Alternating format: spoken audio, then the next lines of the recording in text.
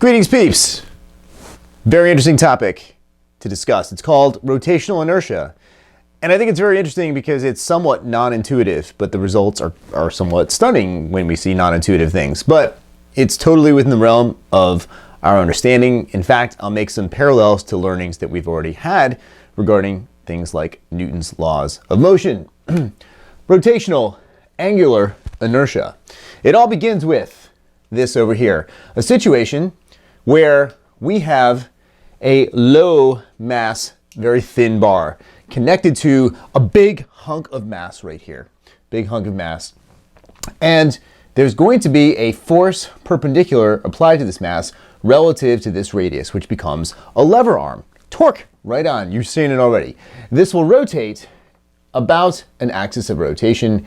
This is the fulcrum over here in a counterclockwise direction, like that. So that's where this all starts. We have a torque essentially around this fulcrum. All of the honking mass is over here, and there's very little mass connecting it, so you might even consider it to be like a string or something like that. I'd say a thin bar because a string is not a rigid thing. We want to look at a rigid system so that this doesn't bend or change shape or do something crazy like that. So we start with something we know already about torque, and that torque is force perpendicular times the radius, which is in fact L, the lever arm. I'm writing it as R as a generic case over here for this circle. You can certainly write that as L. Force perpendicular, well, as we know from Newton's second law of motion, is also mass times acceleration. The mass being the inertia, and the A being the acceleration, which also happens to change direction around the circle. So the A vector, the acceleration vector, will change as it moves around the circle. Later when we study circular motion, which is kind of a separate topic, related but separate topic, we'll see that the A has to change direction. The velocity changes direction, and the acceleration does because the force is continually changing direction around the circle as well, if this thing is going to accelerate in any appreciable way. So torque then would be equal to mass times acceleration times the radius. How do we get that? We just combine these two together. I substitute this MA in here for the force perpendicular. I get torque is MAR. So it's March. No, it's not. It's still January. We got to remember something though. From the end of quarter one, we spent about a week or so, or a little less than a week, on rotational quantities, rotational angular quantities of motion. And they come back with this stuff here when we study rotational inertia. Remember that acceleration is the radius times angular acceleration.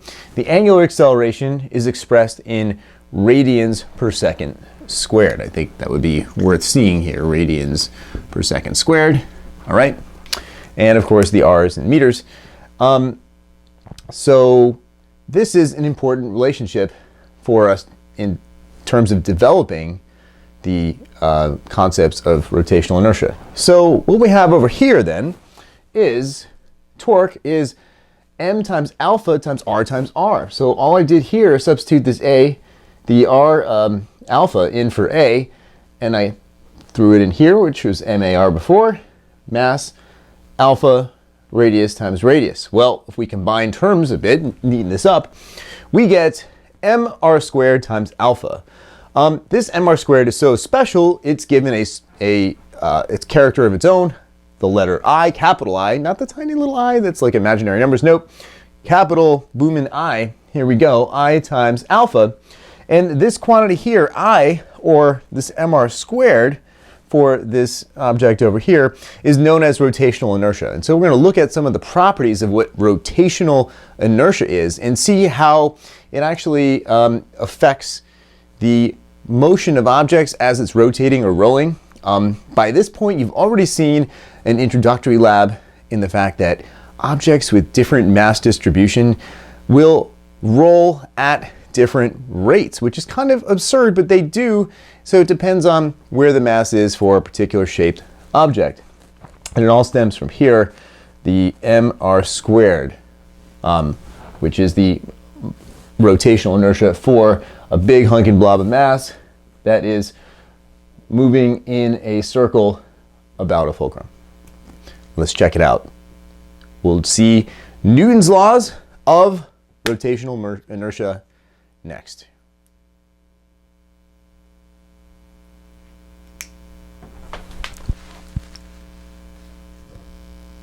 Newton's laws of rotational motion. Well, hey, let's start with number one. There's a lot of text here, so I'm just going to kind of get out of the way and read it from off the screen.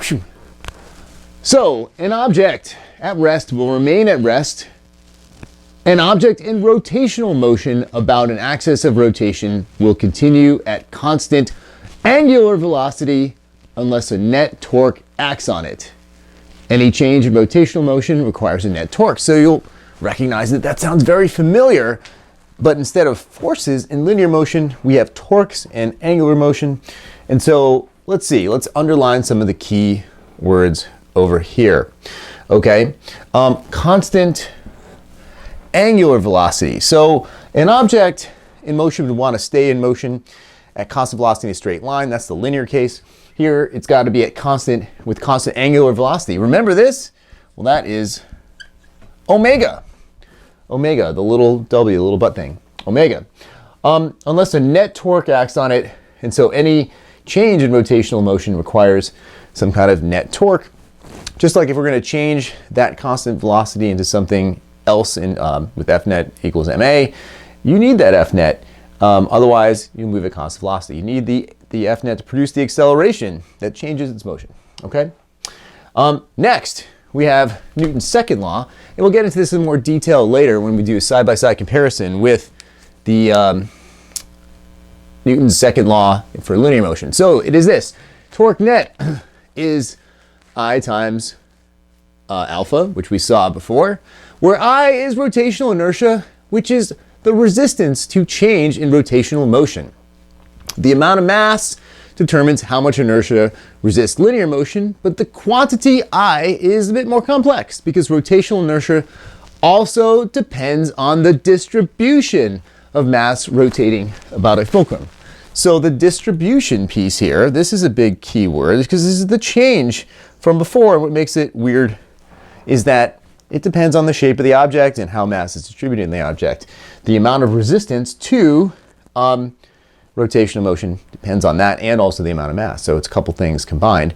That's what that mr squared thing is before. But we'll see that, in fact, in your reading already, you may have seen that the shape very much influences the inertia. In fact, its value shifts based on what the object is. And so we'll look at a couple of the cases for a hoop and a cylinder, and we'll compare them together, and we'll actually combine them together to see what kind of moments of inertia they have and what that meaning is. What is the meaning of having a higher moment of inertia, which is rotational inertia?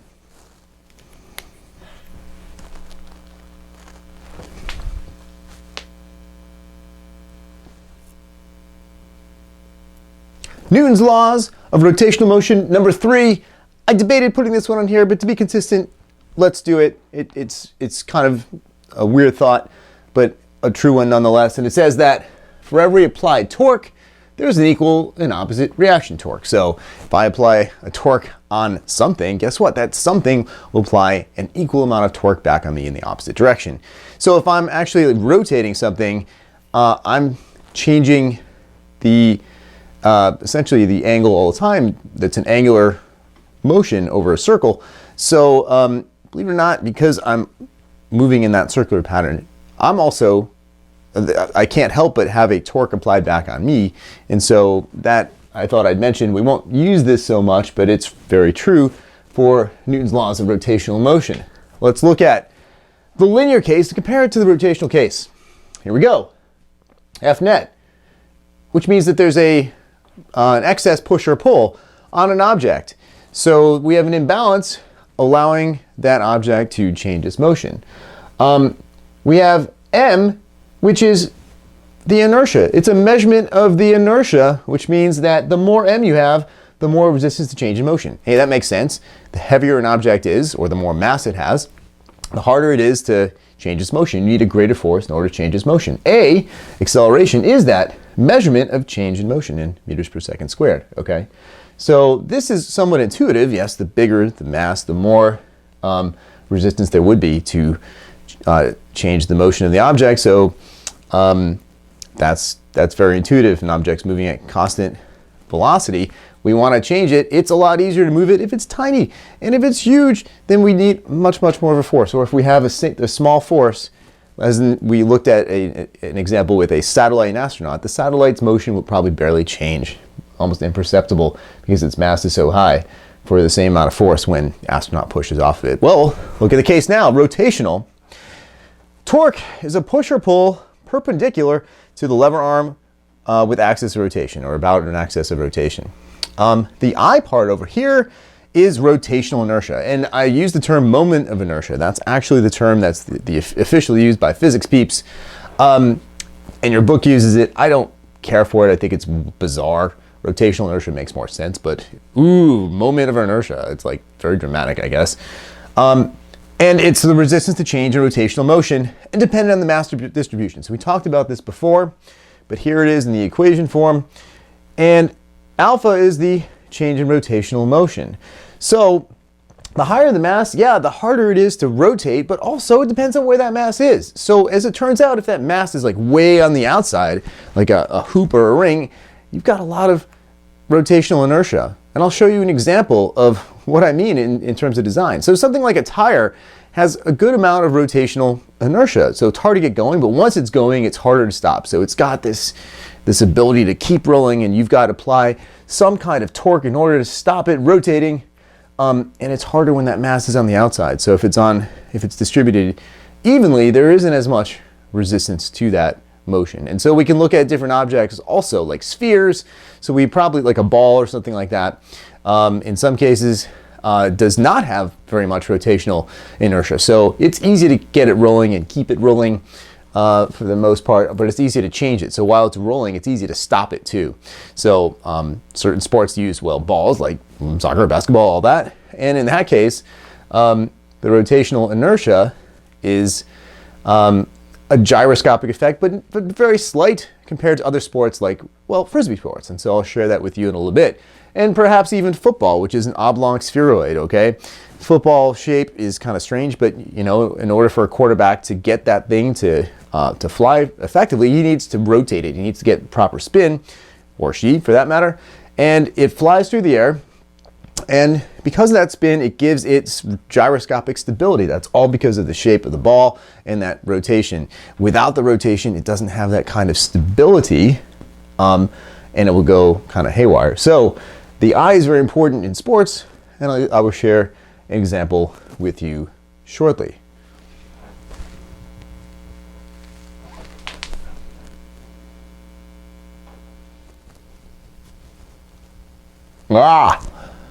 Rotational inertia, again known as moment of inertia. At page 260 of your text, you were supposed to read this. I hope you have. Pretty technical stuff there, I gotta admit. Try to break it down for you a little.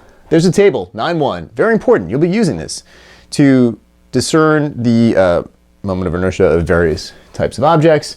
It gives you a list of, and pictures, great pictures too, of the moments of inertia or rotational inertia for various rigid objects. Rigid meaning that, again, they're not going to warp when they spin. They're not going to change their shape or do something funky. Like real objects will probably do that. They'll kind of warp. And that kind of messes with their amount of inertia. You know, it might change if it warps, but we're dealing with a case where no, they're totally rigid. They're not going to warp, so we can trust these to work for every case here.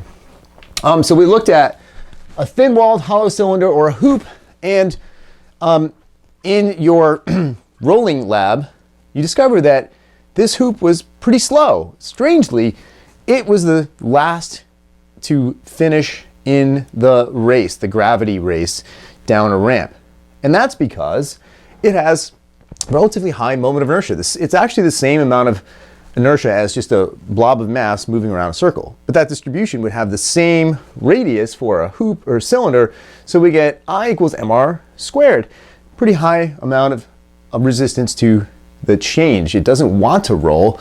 as much as some other objects that do, like a sphere. But we also looked at a solid cylinder. We had some of those as well. So the solid cylinder or disk would have a moment of inertia only half that, 1/2 mr squared, only half of the rotational inertia. So it will more easily roll, and because of that, it made it down the ramp before the hoop did, or the hollow cylinder. So what if we have kind of an in-betweener? What if we have an object that is a thick-walled cylinder or hoop? Then in that case, the moment of inertia looks like this. We've got 1/2 m parentheses r1 squared plus r2 squared, where r1 and r2 are the inner and outer radii. All right, so we have that rotational axis. It goes to one edge and then the other. One problem that's actually very classic that we're going to do is comparing the drop of a roll of TP, a little toilet paper, down to the ground, and also one that we unravels and rolls. And you can probably make the prediction in terms of which one will reach the ground faster. Okay, you've got 9.8 meters per second squared versus rolling, and the rolling part has some resistance. That resistance is based on this over here. That additional resistance means that it ought to fall slower. So we're going to calculate at what heights do we need the rolls in order to hit the ground at the same time. That's going to be one of your questions, one of your tasks. You may want to think about this. Another interesting application of this right here, thick-walled cylinder, is frisbees, okay? Especially golf discs that are meant to fly very far. This is a driver. So this driver over here has, as you can see, a thick ring, but it's very strange for a frisbee. This is not meant to catch. This is meant to just go zap very, very, very far. And it has a relatively high moment of inertia, high rotational inertia, because most of the mass is out on the edge, like that. And if the mass is on the edge, then it takes a lot of torque to get spinning. But once it's spinning, it's got this incredible stability, gyroscopic effect. It wants to stay spinning. And if it stays spinning, it acts like a wing and goes really, really far. So most frisbees have like an even, uniform distribution of its mass. Here, I've got this very thin top. Look at that. You can hear it. Thump, thump. Thump, thump, thump, thump, thump. Here we've got this disc where this thin top means that we could practically just make it a ring, but the rules don't allow that. So it's got to be domed, and the mass is out over here on the edge, right? So this has a high moment of inertia. It's designed specifically to be thrown very long distances because of this concept over here of rotational inertia. Crank it with a lot of torque, and you will note that this thing will continue to spin and fly very, very, very far. So sometime when it's warmer out in the spring, I will demonstrate this for you guys. And so that's it. Here's an application. Rotational inertia. We'll be doing some problems using this kind of stuff, or sometimes I may even give you a value of rotational inertia. Units being kilograms times meters squared. So that's the unit of rotational inertia. And that being the case, we'll be able to calculate the rate of rotation of various objects, some sports oriented, some just, machinery, stuff like that. So it's all good. Weird, huh? The distribution of mass affects the rate of rotation. Although the axis matters. It's that axis, this axis, not this one. Got a different moment of inertia like that. All right, I'm good. Let's call it. Morad, out.